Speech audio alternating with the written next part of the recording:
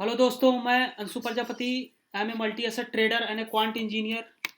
मैं पिछले 5 साल से मार्केट में हूँ। आप लोगों के बीच एक नया टॉपिक लेकर आ गया हूँ। Lecture 15।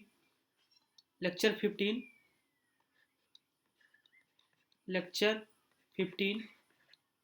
What is fundamental analysis? What is फंडा फंडामेंटल एनालिसिस?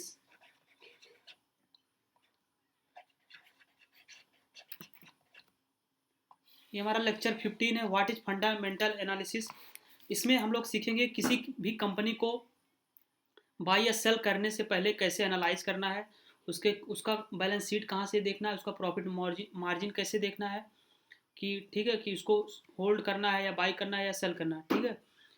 अच्छा, इसमें मेरा जो पहला फैक्ट है, जो कंपनी प्रॉफिटेबल होती है वही बाई बैक करती है। ठीक। ये जो मैं टॉपिक बोल रहा हूँ ये पिछले लेक्चर का है, छूटा हुआ मैं बोल रहा हूँ। ठीक है। जो कंपनी जो कंपनी जो कंपनी प्रॉफिटेबल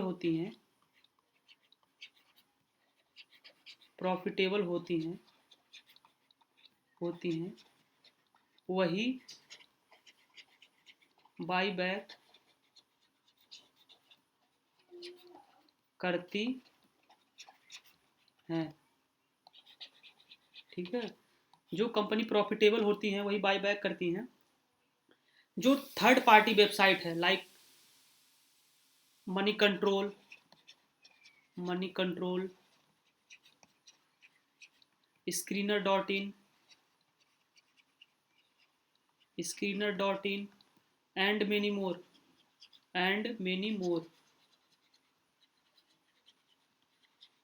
ठीक है। जो थर्ड पार्टी वेबसाइट होती हैं, यहाँ से फंडामेंटल एनालिसिस जो है नहीं चेक करना चाहिए। यहाँ से यहाँ से किसी भी किसी भी कंपनी का कंपनी का फंडामेंटल फंडामेंटल एनालिसिस नहीं करना चाहिए। ठीक। अगर किसी भी कंपनी का फंडामेंटल एनालिसिस करना है, ठीक, कंपनी के बारे में जानना है, तो कंपनी की वेबसाइट पे डायरेक्ट चले जाओ। Go go to the company's website wherever where you will get you will get investor investor relation. ठीक है। थर्ड पार्टी की जो वेबसाइट्स होती हैं वहाँ से नहीं चेक करना है, क्योंकि वहाँ पे कुछ भी मैनिपुलेशन हो सकता है, और मैनिपुलेशन होता है मार्केट में। ठीक है। अगर किसी कंपनी को एनालाइज करना है तो आप थर्ड पार्टी वेबसाइट पे नहीं जाएंगे, कंपनी के डायरेक्ट वेबसाइट पे जाएंगे, वहाँ से आपको चेक करना है। ठीक है।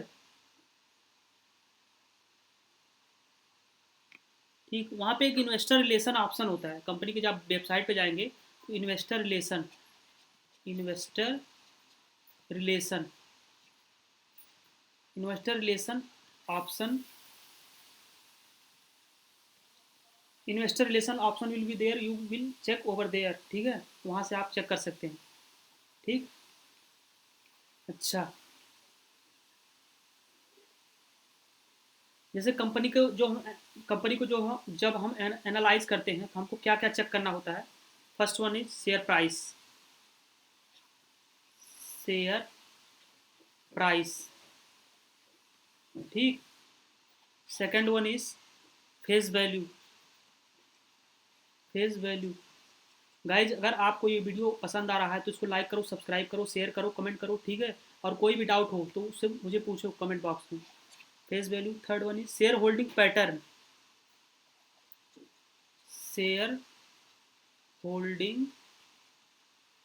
पैटर्न।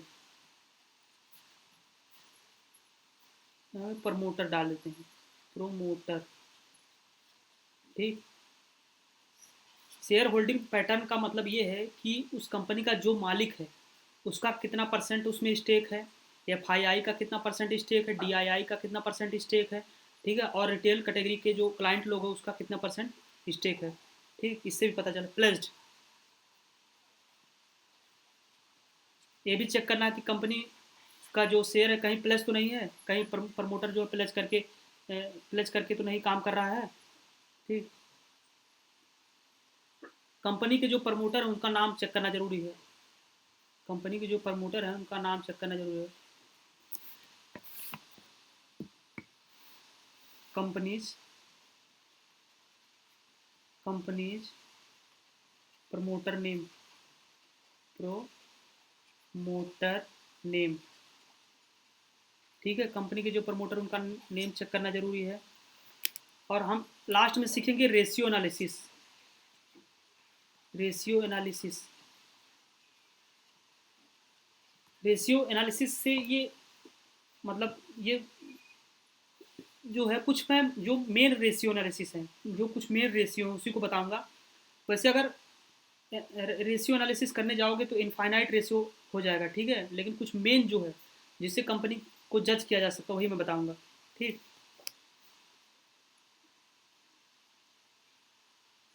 अच्छा, जैसे किसी भी कंपनी में अगर ज़्यादा प्लेजिंग हो गया है, ठीक, प्लेज करके पैसा उठाया गया है तो अच्छा चीज़ नहीं होता है किसी भी कंपनी का। JAY, ज़्यादा pledging is not good for companies health.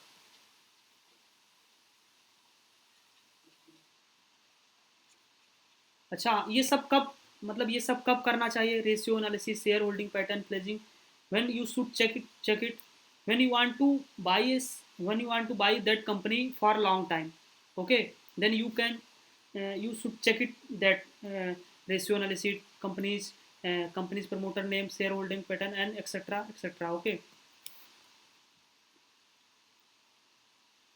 First ratio क्या होता है, EPS। EPS, earning per share, इसको क्या बोलते हैं, अर्निंग अर्निंग पर शेयर, ठीक, इसको बोलते हैं अर्निंग पर शेयर, ठीक। इसका फुल फॉर्म होता है EPS। EPS is equal to EPS is equal to net profit divided by number of shares. Net profit divided by number of shares, number of shares, ठीक, EPS हो गया। अच्छा हाँ, EPS जितना ज़्यादा होगा कंपनी के लिए उतना ही अच्छा है, ये पॉइंट आप लोग नोट कर सकते हो, बहुत इंपॉर्टेंट पॉइंट है। इसको मैं एक चश्मा बना दे रहा हूँ। जब किसी भी कंपनी को एनालाइज करोगे फ्यूचर में ना, तो अगर देखना EPS जितना ज़्यादा रहेगा उतना कंपनी के लिए अच्छा रहेगा। EPS जितना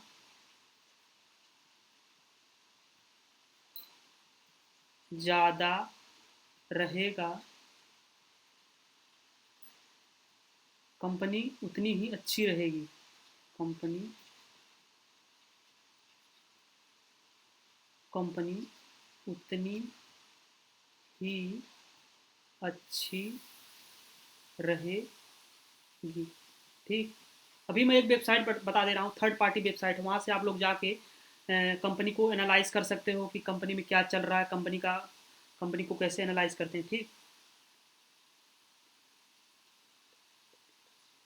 अच्छा, EPS का मतलब क्या होता है कि कंपनी को क्या अर्निंग हो रही है on that particular share, company की क्या अर्निंग हो रही है, कंपनी की क्या अर्निंग हो रही है, अर्निंग हो रही है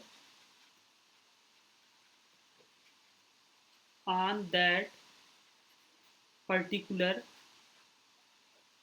पर्टिकुलर शेयर, ठीक है, कंपनी की क्या अर्निंग हो रही है on that particular share, okay.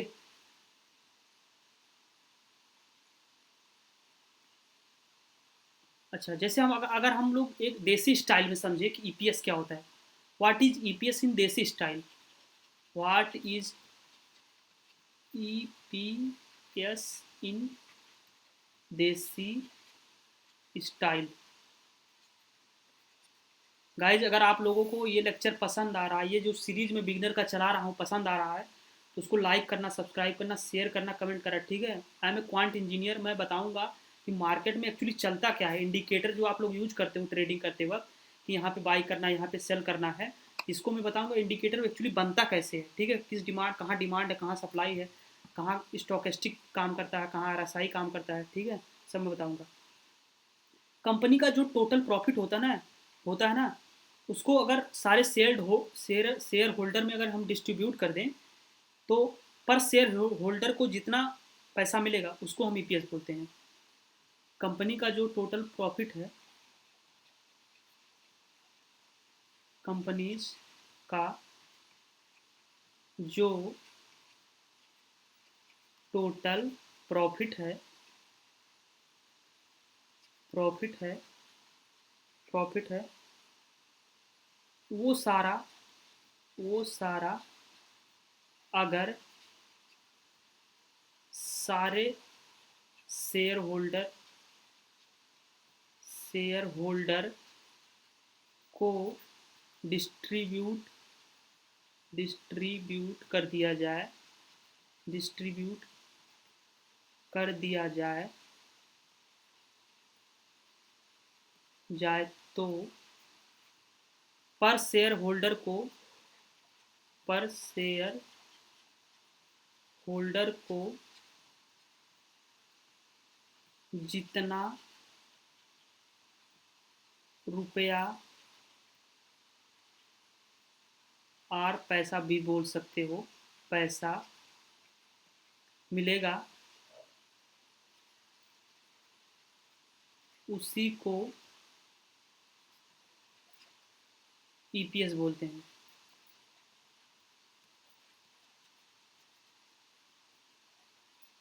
ठीक है, ये हो गया अपना देसी स्टाइल में। किसी को अगर समझाना हो कि ईपीएस क्या होता है, कि कंपनी के जो सारा प्रॉफिट हो रहा है उसको सारे शेयर होल्डर में डिवाइड कर दो, ठीक।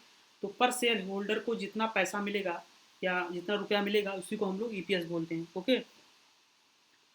अच्छा। अच्छा, प्लेज मतलब क्या होता है? जैसे किसी कंपनी को, पर कंपनी का प्रमोटर अगर कंपनी के शेयर को प्लेज रख दिया है, प्लेज मीन्स होता है गिरवी रखना। PLEDG, प्लेज मीन्स कंपनी के शेयर को गिरवी गिरवी रखना गिरवी रखना, ठीक है। प्लेज मीन्स होता है कंपनी के शेयर को गिरवी रखना, ठीक। हमारा दूसरा क्या आ गया? पीई। ये भी एक रेशियो एनालिसिस है। PE, price to earning. Okay. PE क्या होता है? Price divide by EPS. Price divide by EPS, ये भी एक रेशियो है पी। इसको भी हम देखकर कंपनी को एनालाइज करते हैं, ठीक है। P,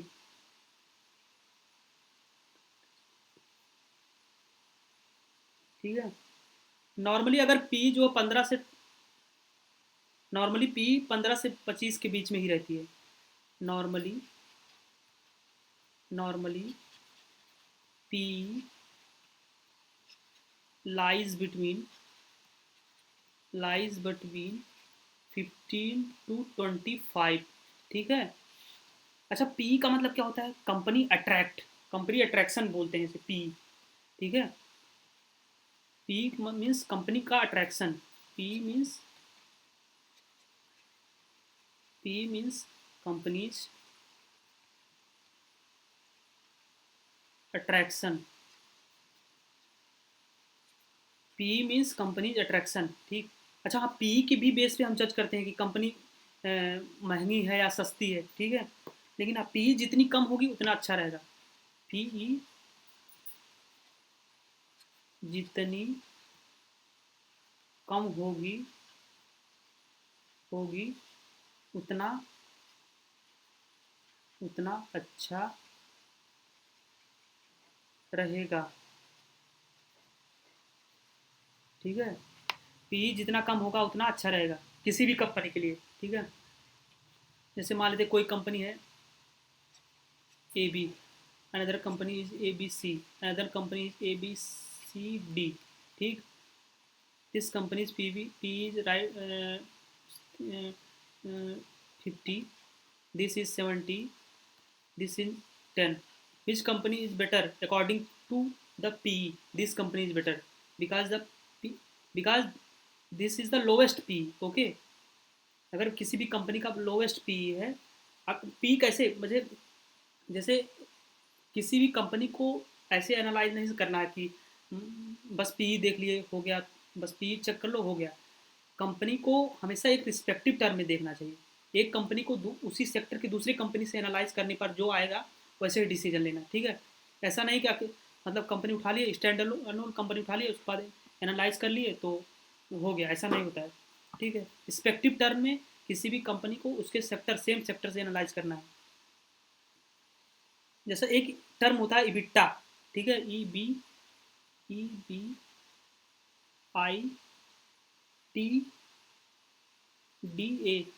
EBITDA. इबिट्टा का फुल फॉर्म होता है earning before interest, earning before interest depreciation and tax amortization।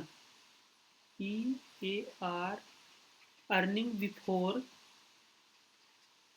Earning before interest, earning before interest depreciation, depreciation, earning before interest depreciation, tax and tax and amortization। ठीक है, ये भी ये भी ये जो पॉइंट है इससे भी कंपनी को जज किया जाता है। ठीक है, अच्छा पी का मतलब क्या होता है, जैसे किसी भी कंपनी का मान लो पी हो गया, पी इज इक्वल टू 10। ठीक, पी इज इक्वल टू 20, अंदर company P is equal to 30। अच्छा, इसका मतलब ये होता है कि हमको 1 रुपया कमाने के लिए 10 रुपया देना पड़ रहा है। ठीक, हमेशा यूनिट पे डिफाइन होता है पी। ठीक है गाइस, हमेशा यूनिट पे। इसका इस कंपनी में जो P20 है, इसका मतलब हुआ कि हमको 1 रुपया कमाने के लिए 20 रुपया देना पड़ रहा है। और इसका जो पी है 30, इसका मतलब ये हुआ कि हमको 1 रुपया कमाने के लिए 30 रुपये देना पड़ रहा है। तो आप लोग इमेजिन कर सकते हो इसके अकॉर्डिंग कि which company is having lowest P and which company is very cheap. according to P, this company is very cheap and this company is very lowest P। Okay, तो इसके अकॉर्डिंग क्या होगा कि हमारा P ये 10 है तो यही कंपनी हमेशा सस्ता रहेगा। लेकिन हाँ, P के बेस पे नहीं, और सारे रेशियो हैं उसको भी चेक करना पड़ता है। ठीक है,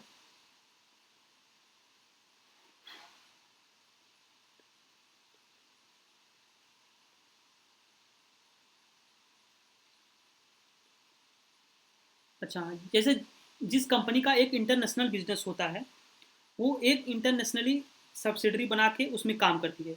जिस कंपनी का जिस कंपनी का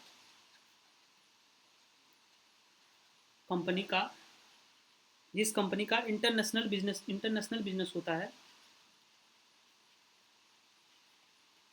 इंटरनेशनल बिजनेस होता है, जिस कंपनी का इंटरनेशनल बिजनेस होता है वो एक इंटरनेशनली सब्सिडरी बना के उसमें काम करती है। वो एक इंटरनेशनली सब्सिडरी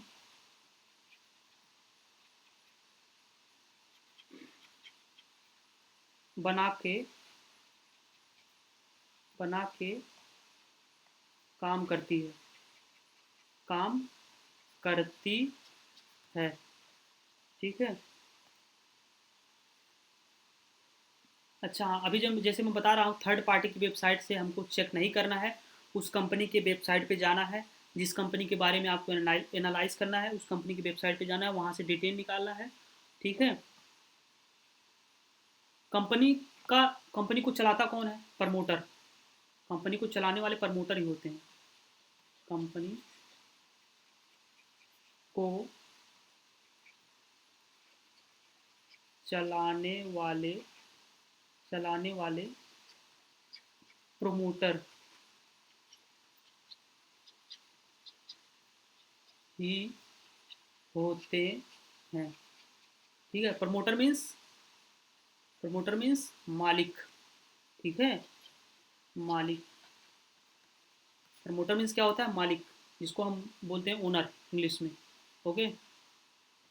अच्छा, और आगे आते हैं। जैसे कंपनी का जो बैलेंस शीट होता है वो दो तरीके से आता है। एक आता है स्टैंड अलोन, एक वो आता है कंसोलिडेटेड। कंपनीज बैलेंस शीट,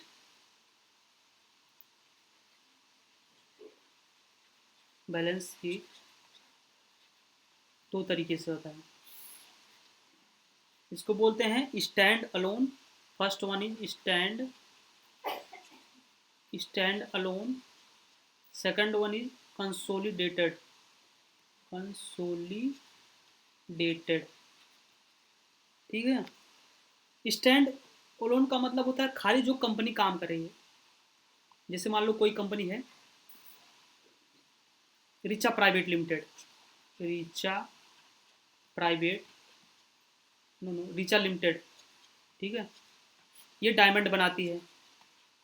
ठीक, और इसका कोई सब्सिडरी नहीं है, केवल रिचा प्राइवेट लिमिटेड ही है। तो इसको हम बोलते हैं स्टैंड अलोन बैलेंस। ये जो बैलेंस शीट होगा स्टैंड अलोन होगा। कंसोलिडेट का मतलब होता है इसके जो सब्सिडरी हैं, मतलब जैसे सब्सिडरी कंपनी को मिला के भी इसमें बैलेंस शीट बनता है। जैसे मान लेते हैं Richa private limited, Richa limited और कोई मान लो जैसे कोई कंपनी हो गया अंशु लिमिटेड। ठीक है, ये दोनों कंपनी को मिला के जो बैलेंस शीट बनेगा उसको बोल देंगे consolidated balance sheet. Consolidated balance sheet. ठीक है। अगर आप लोगों को कोई डाउट आ रहा हो तो बीच में ज़रूर पूछना, कमेंट बॉक्स में पूछना, या मैं नंबर भी दे दूंगा, वहाँ से भी पूछ सकते हैं। अच्छा, ROC मतलब क्या होता है? एक ये भी रेशियो होता है। ROCE is equal to profit by capital. Profit by capital. ठीक है, ये ROC का फुल फॉर्म होता है। ठीक, ROE एक होता है। ROE is equal to return on equity, इसको बोलते हैं रिटर्न ऑन इक्विटी। ठीक है, रिटर्न ऑन इक्विटी। एक होता है RON। RON equal to return on net worth. Return on net worth. Net worth. ठीक है। अच्छा, तो इसका फुल फॉर्म होता है profit by net worth into 100। Profit by net worth into 100। ठीक है। अच्छा, ROC का मतलब क्या होता है? ROC return are capital employed. ROCE return on capital employed. Return on capital employed. ठीक है, ये इसका मतलब होता है कि धंधे में लगा पैसा। ROC का मतलब होता है धंधे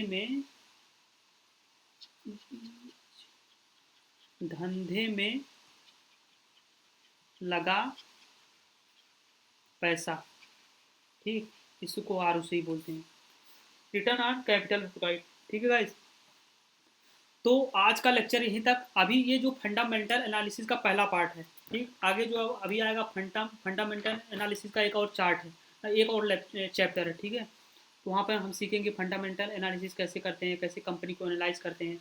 और हाँ, वेबसाइट भी बताऊँगा, अभी आगे आने वाले लेक्चर में बता दूँगा कौन सी वेबसाइट से एनालाइज करना है। हाँ, कंपनी की वेबसाइट जो होता है वहाँ से भी बता दूँगा कि कैसे कंपनी का एनालिसिस करना है कि कंपनी बहुत ज़्यादा महंगी है या बहुत ज़्यादा सस्ती है, ठीक है।